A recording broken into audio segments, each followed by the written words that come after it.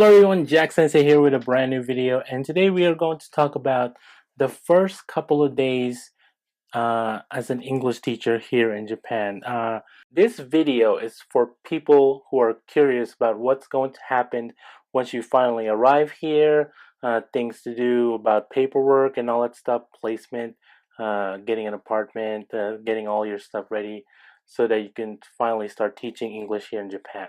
So, to start us off, you applied for an English teaching job here in Japan. You got a job offer from a company or the JET program, and you sent in the paperwork, your application, and in time you receive a job offer with a simple contract they call it, to show your interest to teach English here in Japan, and you send them all the paperwork that's needed, your passport, your banking information, all that stuff.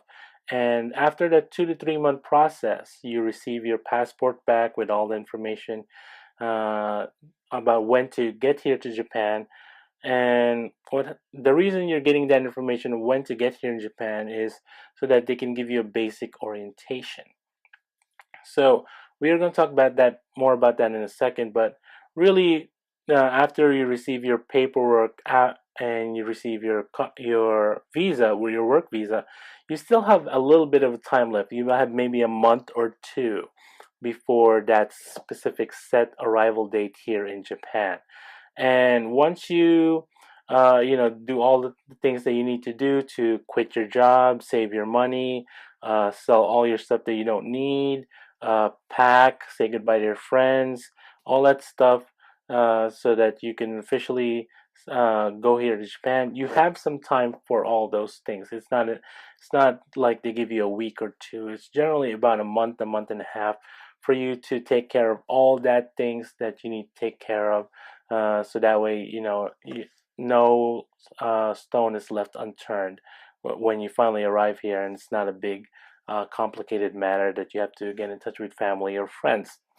So once all that is done and you set up your flight to get here to Japan, what generally happens is you along with your passport, with your work visa, you'll receive information about what to do after you arrive in Narita or whatever airport that you're going to be arriving in. Usually that entails going to the place of training or orientation.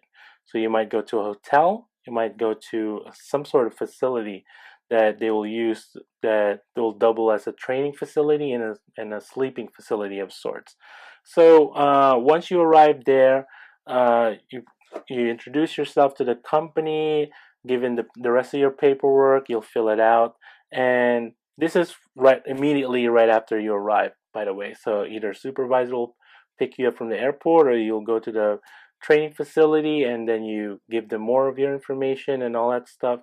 And usually the information is a health check, application for a residency card or residence card, Hanko application, and the rest of that stuff will follow through, like the bank account and the cell phone and all the other stuff like health insurance. So basically, once you meet with your company supervisors and they set you up for your residence card, they'll also ask for a Hanko application, or you can just go to a general store and pick a Hanko of your choice that fits your name. What happens after that is you can either apply for a cell phone, a Japanese cell phone, or you can apply for a Japanese bank account. So if you're nervous about having all that cash around you, don't be. It's Japan. This is a very much cash centric country. It's difficult, also difficult. It's also difficult for foreigners to attain a credit card here, just because depending on your work visa and all that stuff, they're scared that you might skip out on the bill and all that stuff. So, but anyways, once you receive your residence card application, you'll get a certificate saying you've applied for a residency card, and you can use the certificate to apply for a Japanese cell phone, and maybe open up a Japanese bank account. There are some instances, depending on which cell phone company you're going to or which bank account you're going to, that you might receive trouble. Don't be discouraged if you just really just wait it out if you can. If you really want to put your money in a bank account and you really want to get a phone because you want to be able to get around Japan and all that stuff, you can do that. But there has been some instances where it can be a little bit tricky because they're not so familiar with applying or registering a person for a cell phone with just a Japanese certificate saying that you applied for a residency card, and it's the same thing for the bank. So, and also, you probably don't have a Hanko yet, so that's the general signature here in Japan. So if you don't have the certificate and the Hanko, you might get into some difficulties obtaining a Japanese cell phone and a bank account immediately. But once you receive your residence card, your Hanko, you're good to go. That application process shouldn't take that long, except maybe for your cell phone.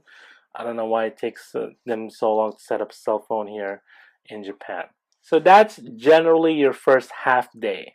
So upon arriving here at the airport, if the city office is open so that you can apply for a residence card, you can do that immediately.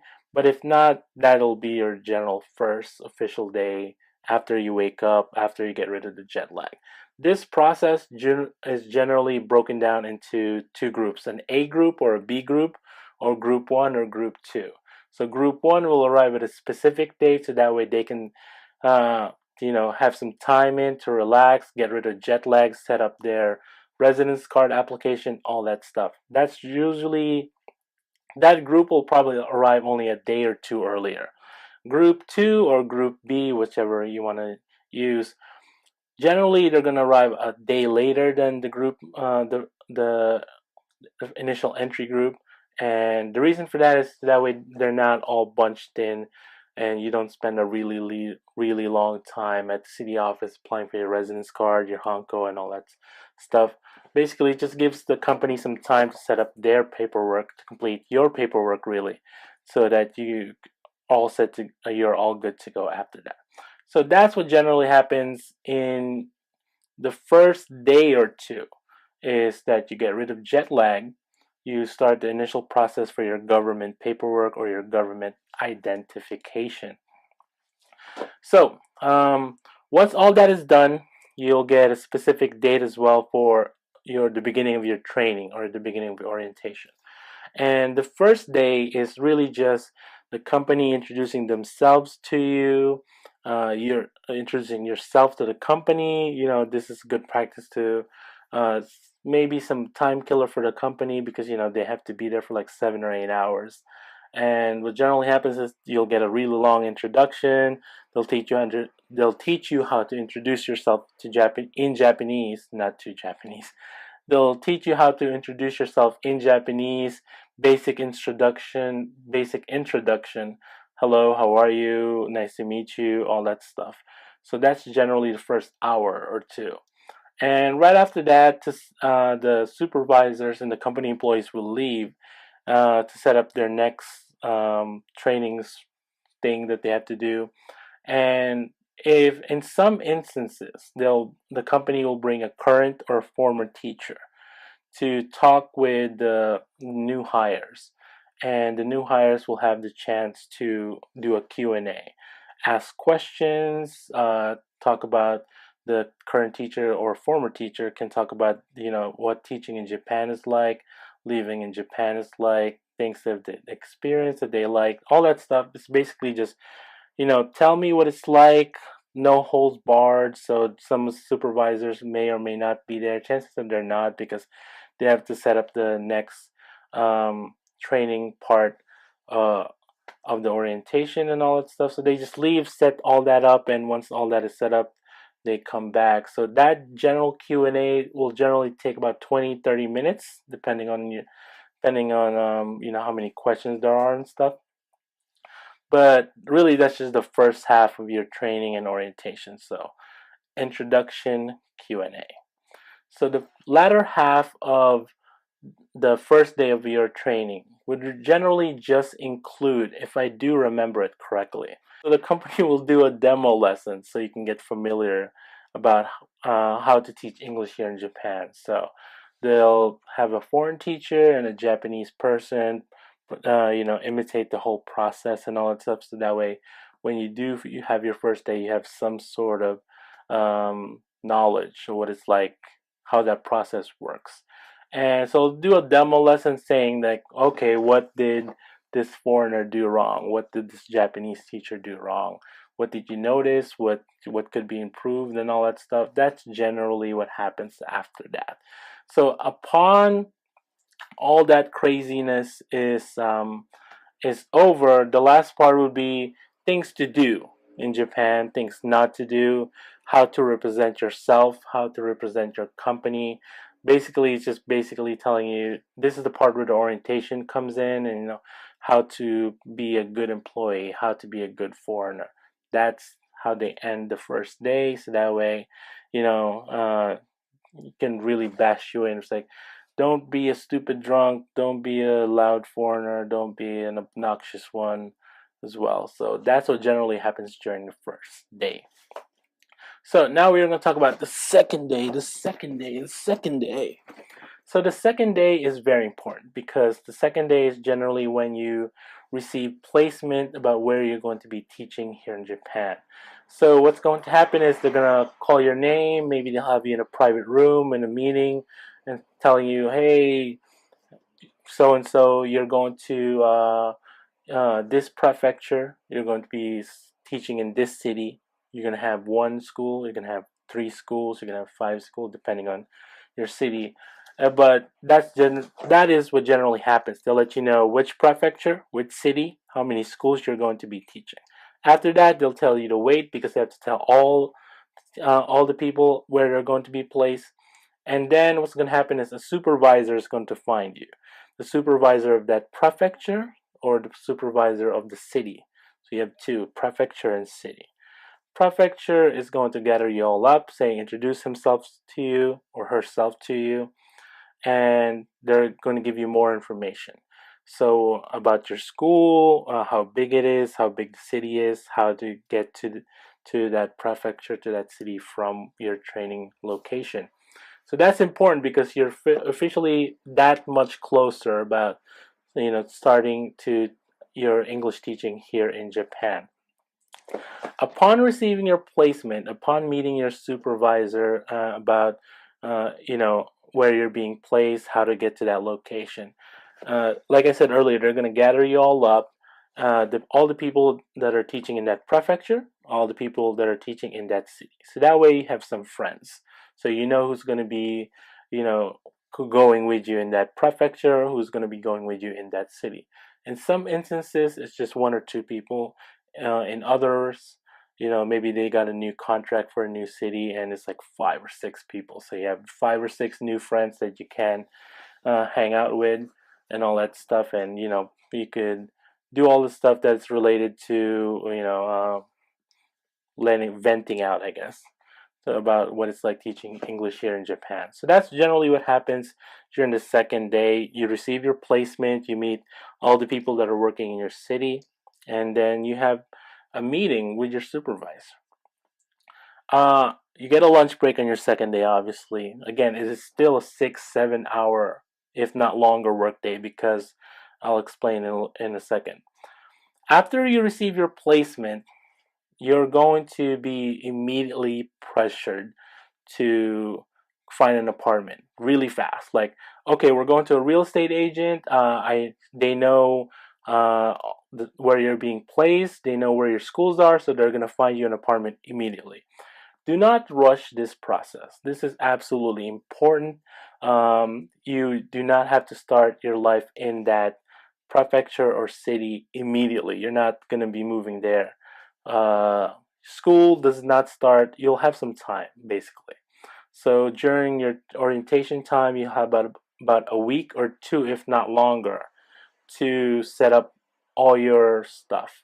And if you feel like you don't have the money to afford the apartment that the real estate agent is giving you, be polite and tell them no, or do your due diligence and do some research. So once you receive your placement in your city and your school, pick up your computer, put it on the internet, figure out the real estate agents, figure out the hotels around the area, figure out the apartments in the area. And the reason why you want to do that is because chances are the real estate agent is looking for the most expensive deal because they want to get the best cut of this deal.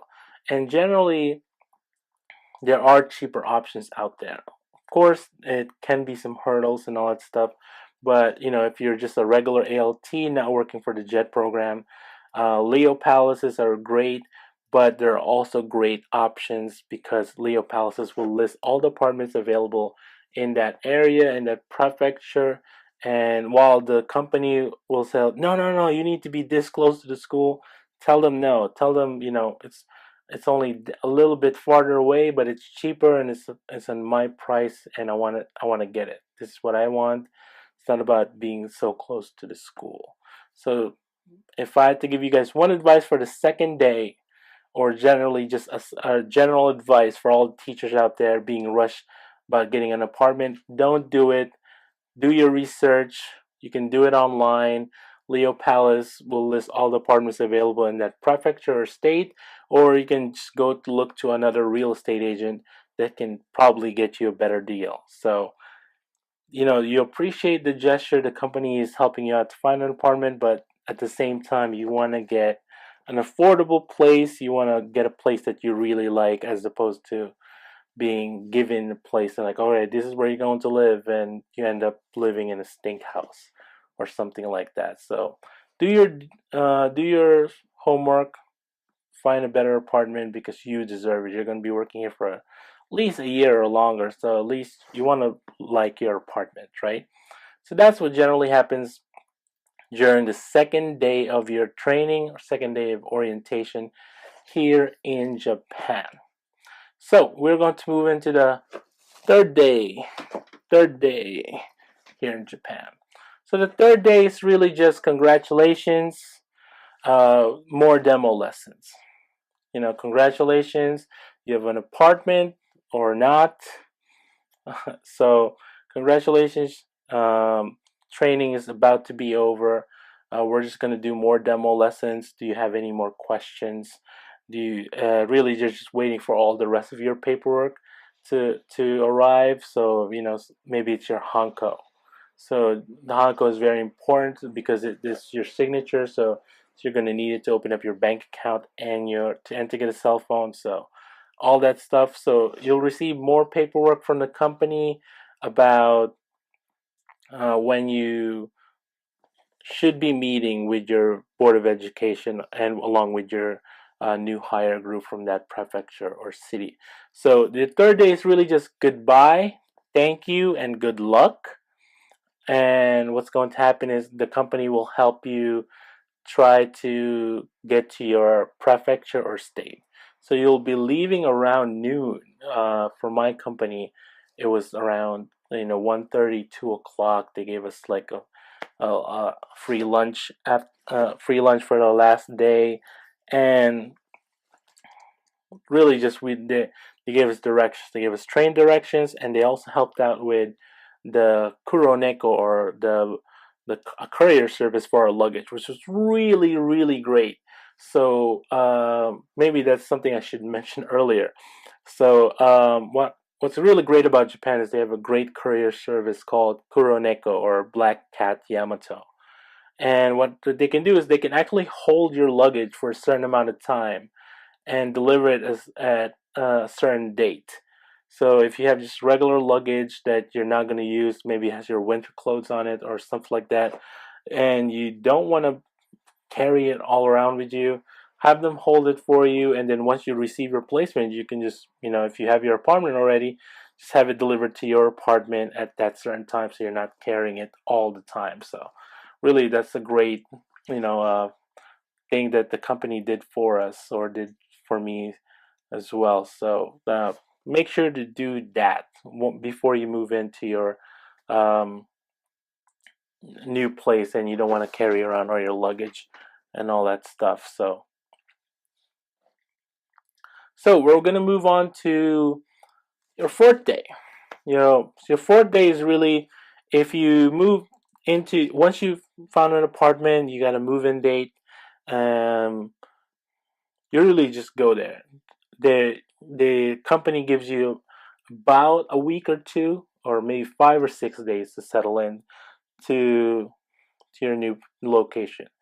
Or if your move-in date isn't as close as it should be, they'll probably help you set up a hotel near the area, or you can probably just stay in Tokyo or whatever the training location is, and you can hang out in Tokyo and while your luggage is being held by the courier service. Walk around, explore Tokyo. You might not get an opportunity like that again later. So, but generally, the fourth day is settling down. Settling down is unpacking your luggage from your new apartment, walking around, getting to know the area, finding the supermarket, the hardware store, the police station, the doctor's office, the hospital, the dentist, all that stuff. That's your fourth day is absolutely just about exploring. So, and what generally happens after that is you'll get a visit from your supervisors, because obviously you don't have an internet yet, or maybe you do if you have a Leo Palace, and you don't have a cell phone yet. So you'll get a personal visit from your supervisor at your apartment, or at your hostel or at your hotel, telling you that, okay, we are going to the board. We're going to do the self introduction at the Board of Education at this date. So at this date, please have a clean suit, be professional, have your hair done, makeup, blah blah blah, all done. So really, this is it. You're at your prefecture, at your city. You're about to be introduced as the new teacher in your location. So your supervisor is just there to remind you about when that's going to happen, what time you need to get yourself ready. They'll pick you up at your apartment. They'll pick up the other teachers as well, and once you do that, this is past the fourth day, by the way. So maybe like the fifth or sixth day, maybe, basically before school starts. And they'll introduce you to the Board of Education. You'll introduce yourself in Japanese, of course. And, and right after that, you'll meet the English director for that Board of Education. And pretty much that is it for that Board of Education meeting. Maybe there is some kind of uh, commencement service or welcome ceremony of sort, depending on your city, depending on the amount of teachers that are going to be there. That generally is about an hour tops. Can't be more than 2 hours. It's just self introduction. Welcome to my city. I hope you enjoy teaching at your school. Blah blah blah. What after happens after that is that they bring you to your school or schools, and you introduce yourself to the staff of that school. That generally takes longer because sometimes you teach in more than one school, so sometimes it takes multiple trips to all the schools. Introduce yourself to the schools, and you'll meet all the English teachers at that school really quickly, by the way. It's like, all right, this is English teacher 1, 2, 3. All right, just remember their face, so that way when you finally come here for your first day, you know who to look for. That's generally what happens during your introduction at your city. You get to um, introduce yourself to the Board of Education and to introduce yourself to the school. Once all that is over, you still have a couple of more days. And the reason for that is you still have to set up your bank account, try to get a cell phone if you want to, you should. And really just finalize all your paperwork at the city hall. So what generally happens after that is your supervisor is going to bring you to the city hall, and they're going to let the city hall know that your residence card, which is supposed to be it's registered in Tokyo, should be changed to your new location, and they'll contact the train location. I mean the city office in Tokyo, telling I want this person's residence card forwarded to me here in the city office, so we could change the address, all that stuff. And also the reason why you're in the city hall is to sign up for health insurance. There's absolutely no way around it. You have to sign up for health insurance, and then you have to sign up for residence tax, and all that stuff. Luckily for Americans, you don't have to pay for it until uh, two 2 years later. If you've been working here more than 2 years, then that's when you start paying for it. If you're Australian, New Zealand, or what other country that's not America, I guess you have to pay for it on your first year, which is terrible because it can be expensive. But yeah, that's really just your first uh, few days, if not week, here in Japan. You arrive, you get your paperwork started. You get orientation, introduce yourself in Japanese, do a demo lesson, right? And that's number 4. Number 5, you get your placement, you get an apartment, 2 thumbs up. If you get your apartment right away and you get a good living situation. You go to your location, you move into your apartment, unpack, do all that fun stuff. You introduce yourself to the Board of Education and to your school. You register yourself for, you know, health insurance, change the address on your residence card. That is it for your first couple of days. You're absolutely not teaching at all during that time. So really just paperwork, self-introduction, more paperwork, registering yourself in your city hall. That is it for this video. I hope you enjoyed it. If you feel like I've missed anything, if you're a current resident here in Japan and you feel like I've missed a step, or was there an additional thing that happened to you during your training program, leave a comment down below. Let me know what I missed. Let me know if you have any questions about your first couple of days here as an English teacher, as far as training is concerned and all that stuff. Or if you just have general questions about what life is like here in Japan, just leave a comment down below. I'll try to respond to it in a timely manner. But this is Jack Sensei here. I hope you enjoyed the video. Please hit that like button right there. It's very much appreciated. Also, click that subscribe button right there. That's right there. So just click on that, and I'll appreciate it. You get to watch more future videos about my time here in Japan. Give you some more tips. Show me. I can show you guys what I eat using the Convenience Eats episode on the YouTube channel. But that's really just it. Let me like, subscribe, leave a comment down below. I'll appreciate it. Thanks for watching. I'll see you in the next one.